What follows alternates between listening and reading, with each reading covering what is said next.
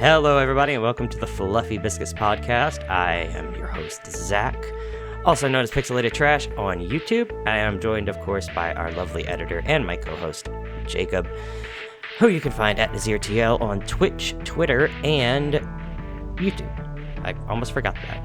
You can also find him on OnlyFans. That's crazy. No, you can't. Just put that name into OnlyFans to see what happens someday. But anyway, don't sign up for it. Claim it in case. Yeah, that's what I'm saying. Like, don't sign up for it or anything. Just like search it on OnlyFans. You seem like the kind of dude that has an OnlyFans account. Not like an OnlyFans account is in you're on it. An OnlyFans account is in you use it. So that's fucked up.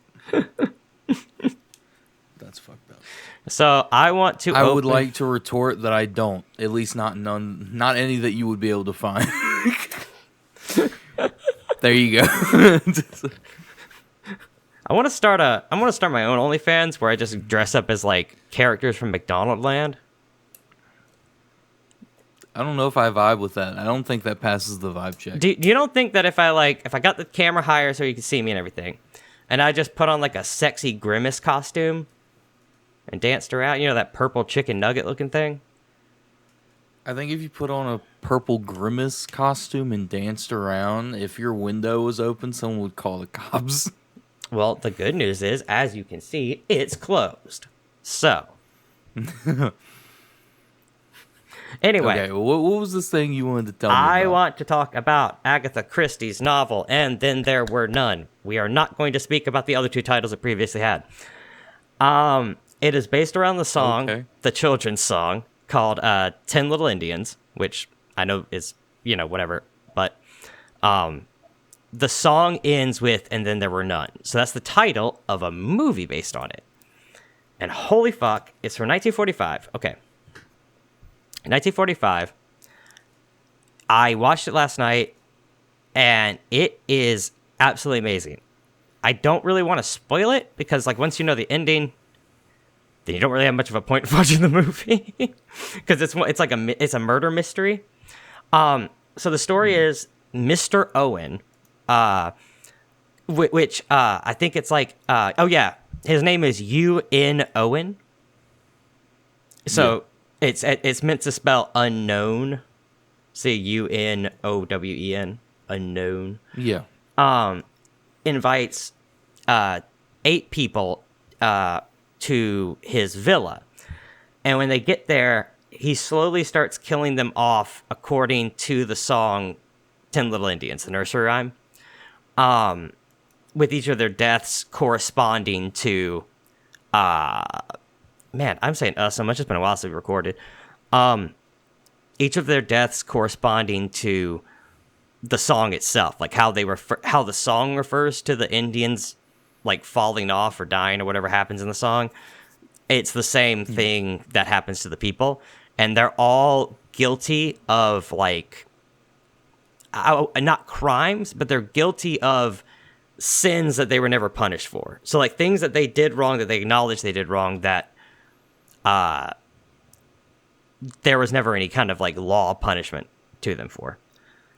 And it's interesting because you have General Sir John Mandrake, guilty of ordering his wife's lover, a lieutenant under his command, to his death. Emily Brent of the death of her young nephew. Dr. Edward G. Armstrong of drunkenness, which resulted in a patient dying. Prince Nikita Starloff of killing a couple while speeding. Vera Claythorne of murdering her sister's fiancé.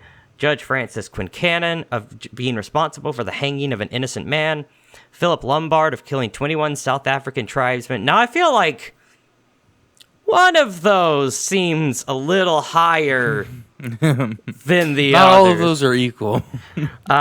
William Bloor of perjury, resulting in an innocent man's death, and then Thomas and Ethel Rogers, who are they make up the last 2 of the 10, because 8 people are invited, but then there's 2 servants there. Of the demise of their previous employer, an invalid. And they all throughout the film eventually admit to what they had done, but one of them is actually involved in all this. You know what I mean? Yeah. And it's just really good, and I wanted to talk about it because I didn't know it was a book. And that's what I want to talk about now. It is a book by Agatha Christie, who wrote all the Poirot novels. I don't know what those are. Hercule Poirot. He was it's basically like it's like another version of Sherlock Holmes in a way, but he's not an addict or anything like that. He's like a very upright, good detective. Oh, so he loses all of his backstory. More or less, yeah. But so the book, and then there were none. According to Wikipedia, the book is the world's best-selling mystery novel, and with over 100 million copies sold, is one of the best-selling books of all time. The novel has been listed as the 6th best-selling title of any language, including reference works. Which I think is impressive. I don't know. It is kind of impressive. I will say that the thing that says the best-selling books of all time came out in 2007, according to this citation. Oh, apparently this is like a frequently updated list. Okay, the last time it was updated is in 2022, and it is currently sitting at 7th place. I think it got passed up eventually by Harry Potter and the Sorcerer's Stone. Then you've got The Little Prince, which I've never heard about. The Lord of the Rings, A Tale of Two Cities, Don Quixote, and Genois Gideon. The fuck is that? Don Quixote? No, not that one. Genois Gideon. Don Quixote, I'm pretty sure, is a Japanese, like, dollar store. Oh, it is, but you've never heard the story of Don Quixote? Nope. Oh. He's the guy that fought windmills. I don't know who that is. Basically, he goes on this adventure. Well, I'm going to probably butcher the story, but it's about a guy. It's an old book. I think, let's see if it tells me what year. 1605 with the second part in 1615. It's very old. But it's about a guy that, like, goes on this big adventure, but it's all in his head. And it's like, he believes he's doing all these heroic things, like slaying giants, but actually he was just, like, hitting a windmill with his sword. Oh. It's interesting. Apparently Genois Gideon is the primary Chinese language dictionary. And it currently leads with 567 million copies. With Don Quixote coming in with 500 million. You brought up books. A manga I've been reading, which a lot of people have been reading, ended this week. Technically, it ends officially tomorrow, but I've already read the final chapter, so it's already ended for me. Okay. What's it called? My Hero Academia. Oh, I've never seen or read it, but I am familiar with its existence. I played a video game based on it once. Yeah. Its final chapter came out. It did in Japan, and then, fan translations, and then the official one comes out tomorrow, whatever. I already read it. It was kind of a mid-ending, not gonna lie. I won't spoil what happens in the ending. I'll do it for you. It was kind of mid, though. Because, technically, it's already, like, ended. This is just, like... It's an epilogue. Kind of, yeah. It shows what happens 8 years after. Apparently there's a bunch of spin-offs. Have you ever watched any of those or read any of those? No, I don't enjoy too many spin-offs. That's a silly thing. I'm not a spin-off kind of guy. Well, spin-offs can take many different forms. Oh, yeah. I think the only spin-off I like, anime-wise, I would ever be like, okay, I watched it, is a certain scientific railgun. Oh, I love that one. I watched that anime. Yeah. That went into... It goes into a certain magical index and then a certain scientific accelerator. Yeah. Because it's like you watch a certain magical index first. Yeah. And then you watch railgun. And then you watch accelerator. And then you go back to index. That's fair. Because all, like, the seasons coincide. Yeah. Yeah, they all tell, like... Yeah. They're yeah. Railgun goes into World War III, apparently. I haven't caught up on it. I've never read it, but I have read a certain magical index, or seen a certain magical index anime, and I've seen a certain magical railgun, but I haven't seen the third one. You haven't seen the updated Railgun No, I haven't. because they added another season to Oh, it. okay, yeah. Man, you know what Accelerator is the guy that can touch stuff, and he can like change the velocity and where it's going. It's like he can punch a building and then just lift the building off of its foundations. That's fair. So it's yeah. What were you gonna say? Oh, I was gonna say, so many animes that I grew up liking. One make me kind of feel weird about nowadays, but also because I watched a lot of those like harem animes and stuff. But also like never were finished as an anime, and I've never truly liked reading manga that much. I feel like a lot of anime, they were mainly, it was mainly like, oh, well, this manga's doing really well and it's about to finish up, so we'll give it a season of anime, and then if people want, like, it'll almost be like advertisement for the manga. Yeah, that sounds about right. But yeah, because like some of the ones I grew up watching were or like watched when I was like a teenager and stuff were like Sekirei, Freezing, Infinite Stratos, Neon Genesis, but that did finish. Rosario Vampire, and a bunch of them like that. I don't know why. Oh, High School of the Dead. That anime never finished. The manga. I've seen some of those, but I don't like the harems. I'm not in it. I don't know what I liked them for in retrospect, but I guess it's because a lot of times they're just kind of... Oh, and Assassination Classroom. I loved that one. Loved Assassination. That one's good, yeah. And I did watch... I have seen all of Naruto, so... I do have something I'm very hype about that I want to talk about. Cool. You mind if I just read this entire Wikipedia page out loud while you're talking? I do. Oh, okay. Go ahead. I would like to exile you from this court. I just hang up on this court. So, a few episodes ago, which would have been months ago, probably. Months ago, it probably would have came out in May, if not April. It was the episode where we're talking about all the games we were excited for. Oh yeah. Do you remember me saying I was excited for Mecha Break? Yes. Well, they announced last week that starting yesterday, there was going to be a closed beta test and then an open beta test starting the 9th. So, like, from yesterday to the 9th is closed, and then blah, blah, blah.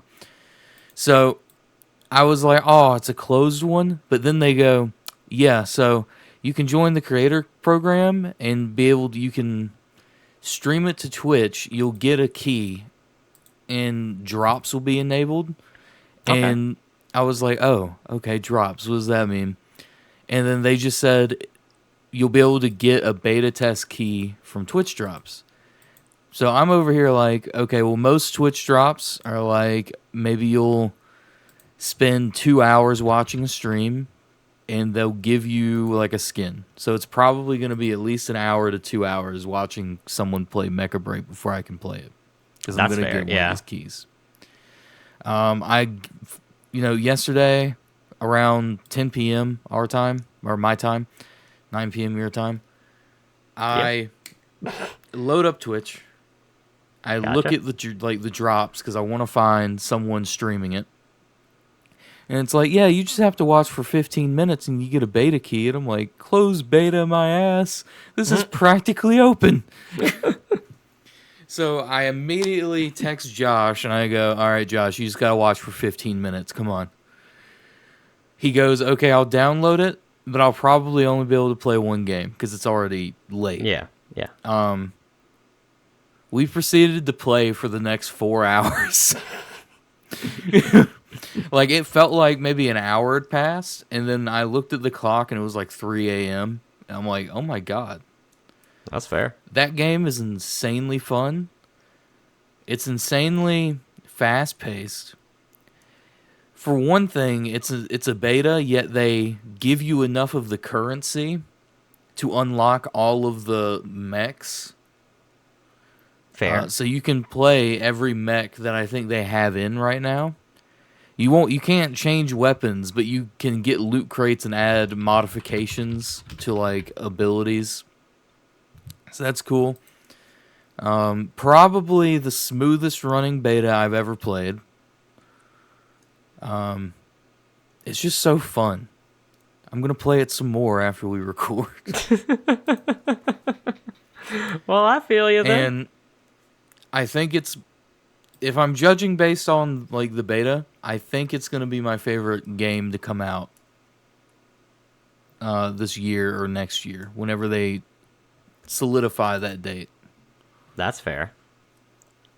I can respect that. Because you've played Overwatch before, right? I don't say Or are this. you familiar I with don't it? say this very often, but I am actually quite good at Overwatch. I don't say that about my video gaming very much, but I am quite good at that and at oh boy, what's it called? Rocket League. I don't know if you're that good at Rocket League. I got up into like the top tier thing. I wasn't very high in it, but You sounded so like disheartened. I've gotten there though. No. like I'm not saying I'm like I would win any kind of competition. I'm just saying I'm decent Yeah. at it. I'm really good at Rocket League, so you need to play with me. The Mecha Break is essentially Well, wait, hold the fuck Overwatch on. Sorry, with sorry, Gundam. sorry. Was I stealing your fucking shine by saying I was good? No, I was offended that you've never played with me. We At least I did haven't play remembered. together. You got Did mad we? because I was drunk and I wasn't playing very well.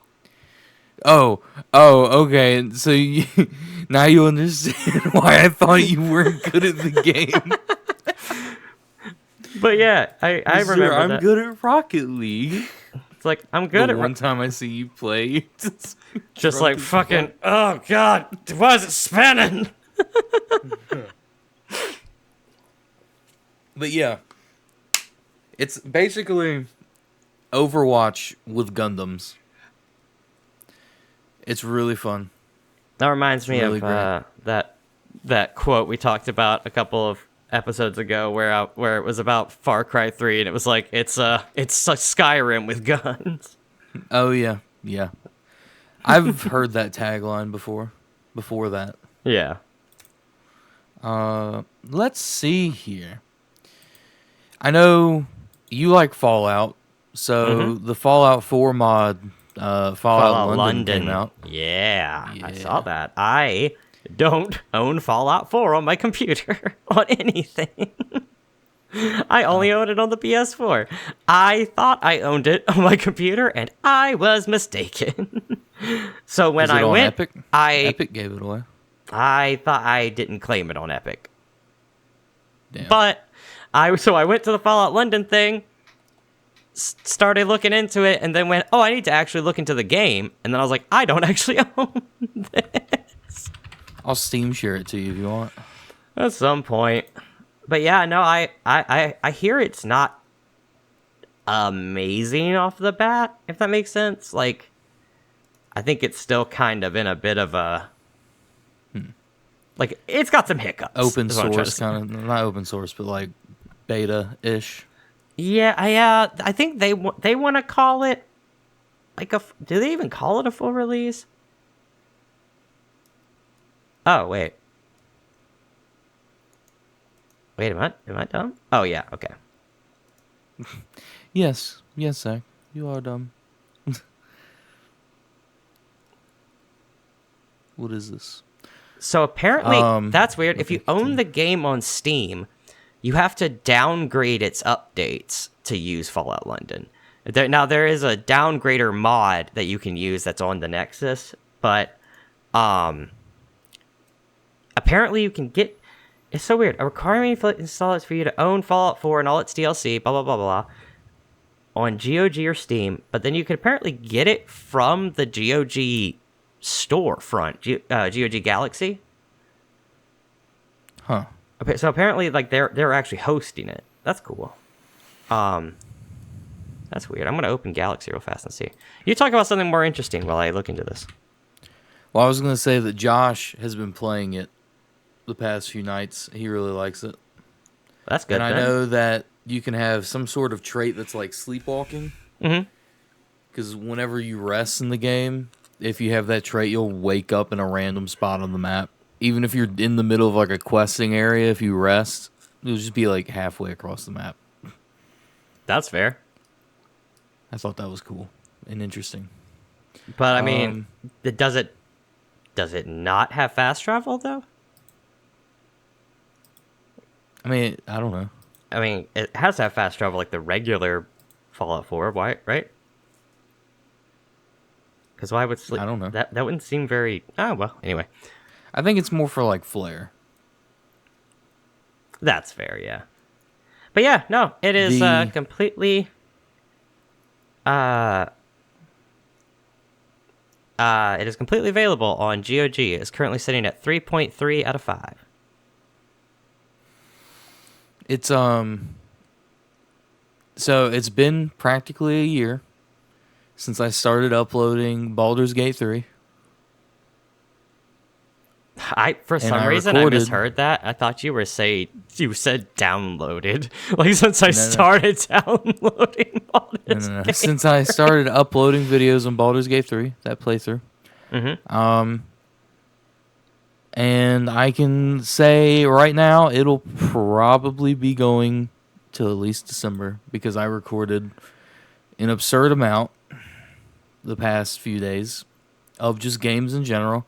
And I'm in the final act of Baldur's Gate 3, but goddamn, it's big. That is a big place. Like the first and second act, it's like, okay, well, it's big, but it's not like crazy big. It's like, expected if you compare it to Divinity. But then this final, once you get into the city of Baldur's Gate, I'm like, there's so much shit. There's so many people. I gotta go find a clown that went missing. His name is Mr. Dribbles. I think he got eaten. There's a kobold called Popper. Love him. There's just a lot of stuff. And so, yeah, with just the episodes I have recorded right now, it's going to take me well into like maybe November. And I'm like, how? How the fuck?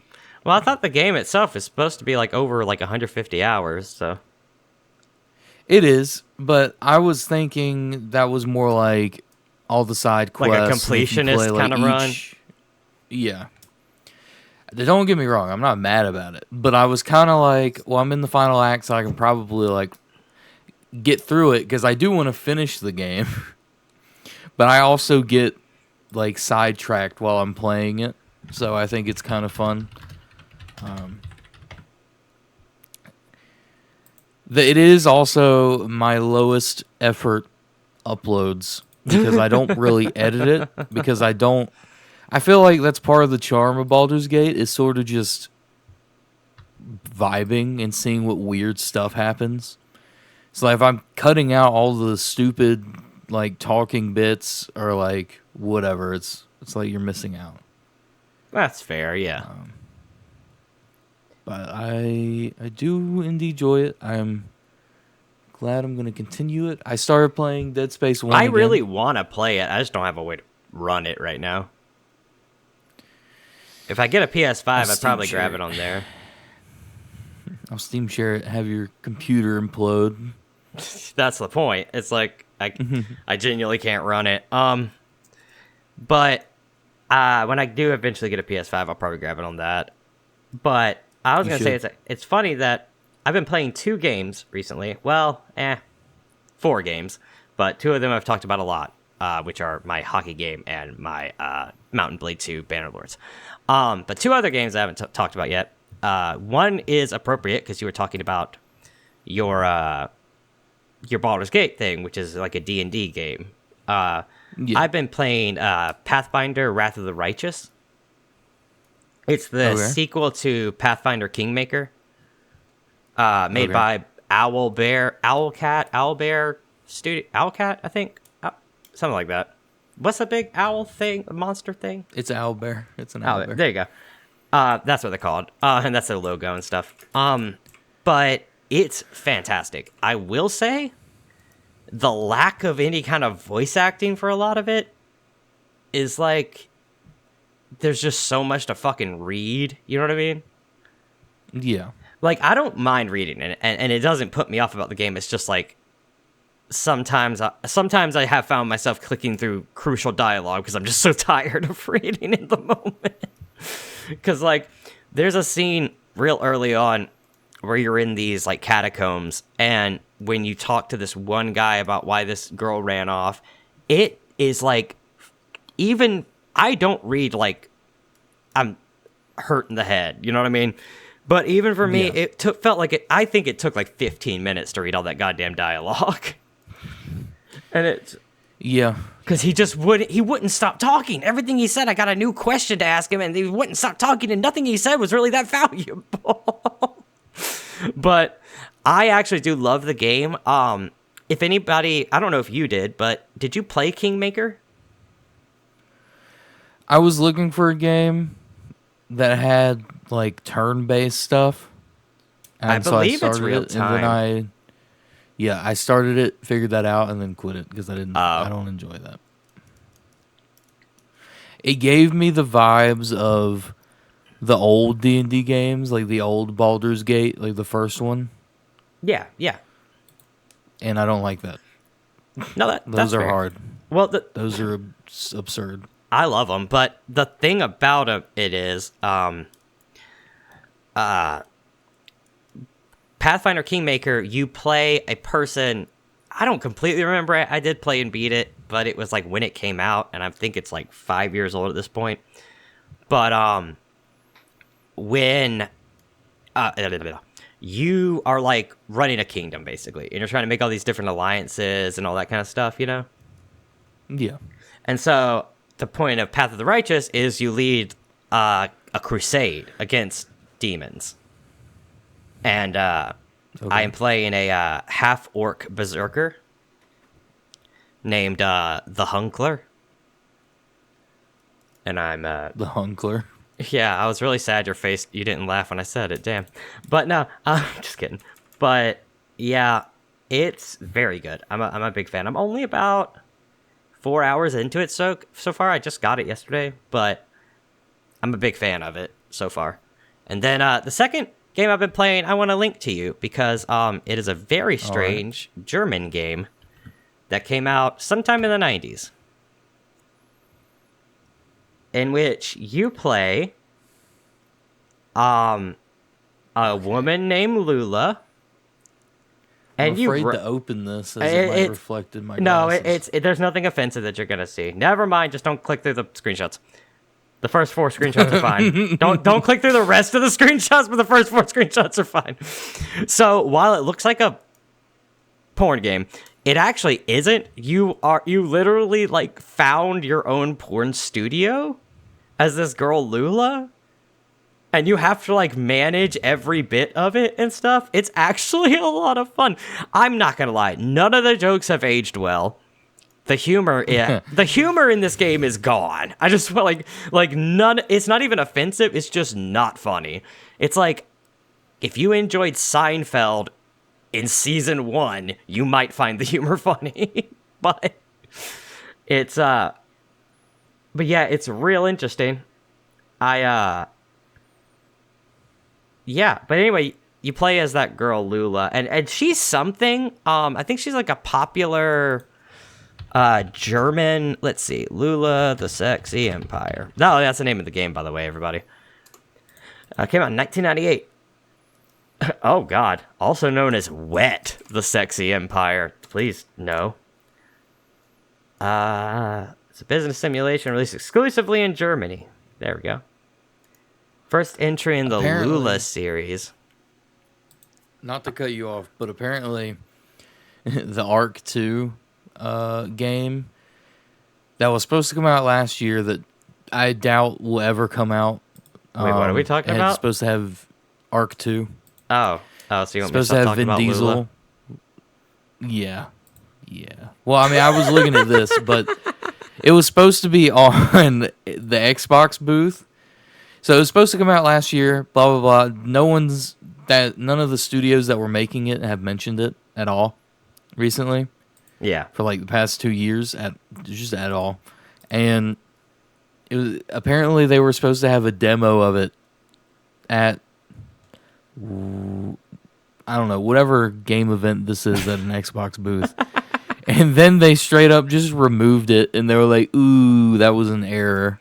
And then gave no reason why. Can I? Well, first off, I want you to know. Do you know who one of the developers is? Studio Wildcard? Grove Street Games. Who the fuck is that? Okay, give me one moment. And I want to make sure that I know everything I'm talking about, but... Okay, yes. So, Grove Street Games originally formed as War Drum Studios. They are a... How do I say this? They are a company known for porting to mobile devices, primarily. They created Ark Survival Evolved for Android and iOS. They also made the incredibly painful The remakes, GTA ones. yeah, of GTA. They also did all the porting for the Switch for Ark, which is a nightmare. It just doesn't run basically. But Well, Ark just didn't run. So well, that part's fair. That part's fair. I guess that's not on Grove Street Games, but I thought that because of I thought they had gotten into like some financial problems because of the failure of GTA Definitive Edition, but I think I'm wrong because I don't see any information about that. Well, I mean, they're not even the main people, so it wouldn't have been on them anyway. Steam lists them as a developer for Ark 2.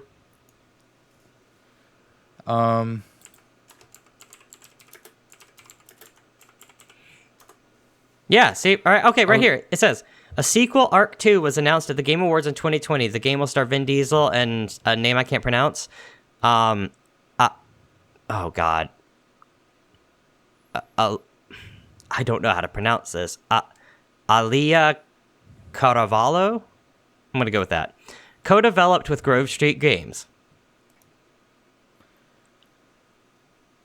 Yeah, so it's a I'm pretty sure the main studio is still Wildcard.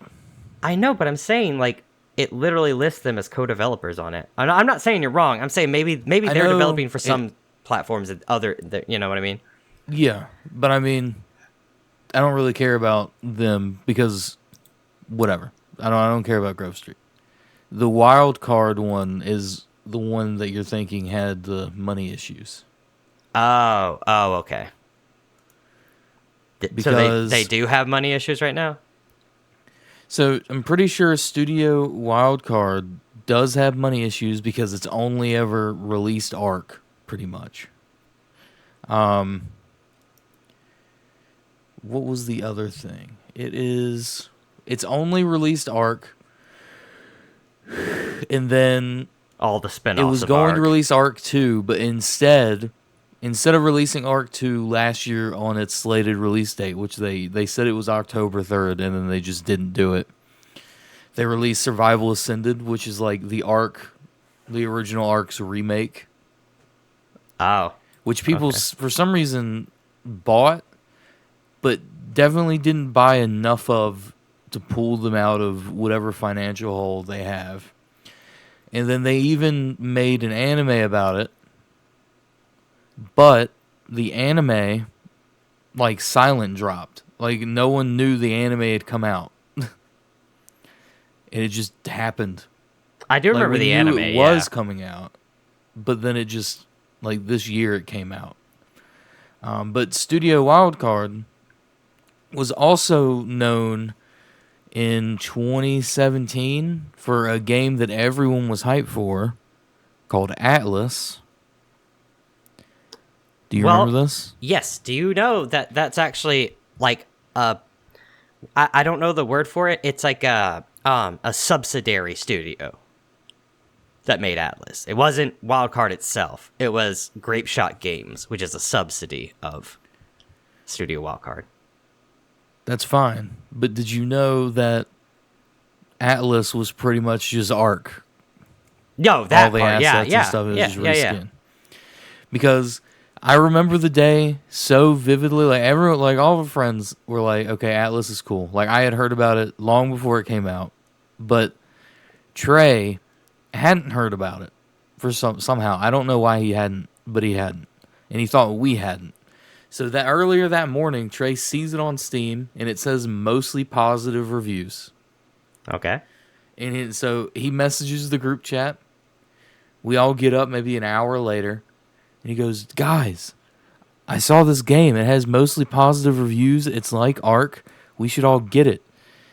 After the hour it took for us all to like get up and see it, it was overwhelmingly negative. And I'm like, Trey, I think you've told that about? story on the podcast before. That's really funny. Because Trey was just like, but I swear it was mostly positive. And I'm like, I'm telling you right now, it's not. It's not. But yeah, I think I have too, because it's one of the funny stories I have about just, I don't know, gaming in general. I'll tell you a game that was incredibly disappointing to me at first and then got a bunch of updates and I loved it was not No Man's Sky, though I do love that game now, but Sea of Thieves. I don't own it anymore because I had it on Xbox Game Pass or Microsoft Game Pass on the computer. But man, once it started getting all those customization updates and like adding actual things to do and stuff, I loved that game. And I feel like Atlas was kind of like an attempt to take that, even though I think it came out before Sea of Thieves. I think Atlas was like an attempt to take that and then mesh it with like the kind of Ark survival stuff. Yeah, I think because I know you can't like tame animals and stuff really in Atlas, but I think it wanted to take like that kind of Sea of Thieves thought and be like, okay, and now you have to survive. I think if it was done right, it would have been really good. Like it looked good. Like everyone saw it and was like, "Oh my god, this is going to be great," and that's why they were so let down. Oh, they actually came out the same year. Sorry. So I didn't buy Sea of Thieves. Oh, I gotta sneeze. 1 second. Achoo! There. I didn't buy Sea of Thieves. But for some reason, when it first came out, one of my friends got it for me.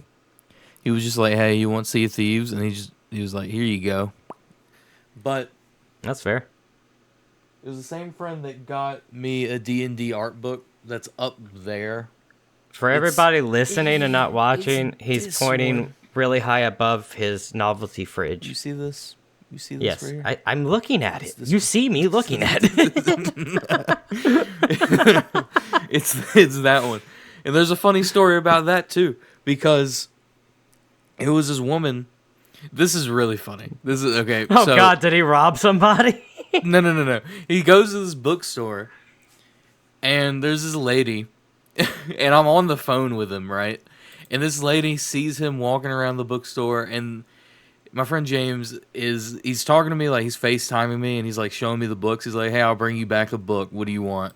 So I point out the art book, and he's like, "Okay, cool. I'll get you the art and Arcana book, I think is what it's called."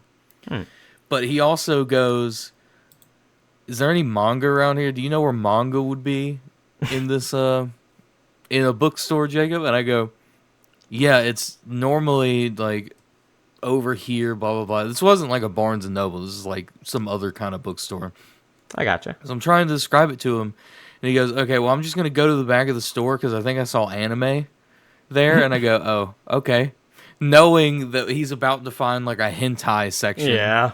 In this bookstore. And so he goes back there, and like it's all sealed like in plastic, so like people can't look through it in the store. But then he's like, okay, well, this isn't the manga. I'm just gonna come back another time. He goes up to the cashier, who has seen him walk around on his phone, like, where is it? Like, asking someone, where is it? And stuff like that. And the cashier just goes, we don't serve you people here. And he's like, what? Excuse me? And she's like, I saw you go back there to that porn section. we don't deal that here. And he's like, but wait, do you see me checking out with porn? You're selling it back there. I was gonna say, yeah, if you're selling it, then how on earth? What? Like, look, I can understand if you walk into a fucking Dollar General and you're like, hey, my dick's out, what's up? But it's like, hey, you're talking about going into a store. She was essentially calling him a nerd because I think she was calling him a pervert. Magazines. No, it wasn't just porn magazines. It was hentai that he went into that specific section.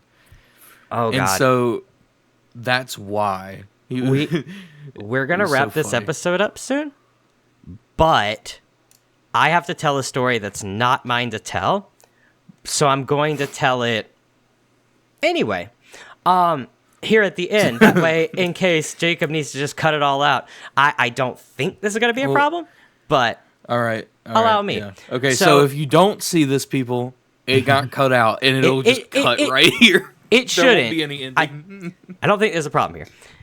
The girl that I'm currently with, that we've been together about 2.5 years now, and coming up on 3, actually. Well, yeah, about 2.5. The girl that I'm with right now, we actually met very young. We had a date when we were like kids, like 14, 15, somewhere in there. It didn't go great, and we stayed friends though. And we went to the same college. So growing up and going to college and all that, I was really close friends with her and her boyfriend / fiance eventually. One time they were, I don't remember the reason why, in a shop like you're talking about, and my girlfriend Mallory decided to, well, she wasn't then my girlfriend, but Mallory decided to dare her fiance to buy a hentai DVD. Okay. The thing was, you can't really see them. You know what I mean? Oh. Like, so he got one. And just say it. I'll believe it. Just say it. No, it's okay. The name isn't offensive. It's just if you know what it's about, you'll understand. He bought Night Shift Nurses, which has a very famous quote during a scene in which a girl tells a man, "How can you say you love her if you can't eat her poop?" And that'll give you kind of the whole vibe of the series, because there's a lot of videos in that series. He only bought one, but they literally did not realize what it was going to be. They did not know what Night Shift Nurses was. Yeah. And they were in for quite a surprise. And now, look, if you're into that kind of stuff, that's fine. I love Euphoria, but, like, they were not into that, and it was very upsetting. Jacob's currently texting the FBI. That's weird. No. But I love it when people name their Wi-Fi like a FBI surveillance van. Because there's someone on my road that has it as their name, and I saw them change it one day. It went from like the typical Netgear to like FBI surveillance fan, and I'm like, damn, all these old people around me are probably like, what the fuck's going on in our neighborhood? And with that, we'll figure out what the fuck's going on in your neighborhood on the next episode. Thank you all so much. Innuendo? What? No. What? I was trying to do it like a wrestling promo. Help! He's trying to find out what's in my neighborhood. I'm trying to get in his neighborhood. Anyway, thank you all so much for watching or listening. If you listen to this on Spotify, you can watch it on YouTube at the Fluffy Biscuits Podcast. If you watch this on YouTube, you can listen to it on Spotify at the Fluffy Biscuits Podcast. You can also find us on Twitter at the Fluffy Biscuits Podcast, extra F because the original was taken. And again, I am Zach I'm not Nazir TL. I am Zach at Pixelated Trash on YouTube, and that is Jacob at NazirTL on YouTube, Twitch, and Twitter. Thank you all so much for watching. Bye!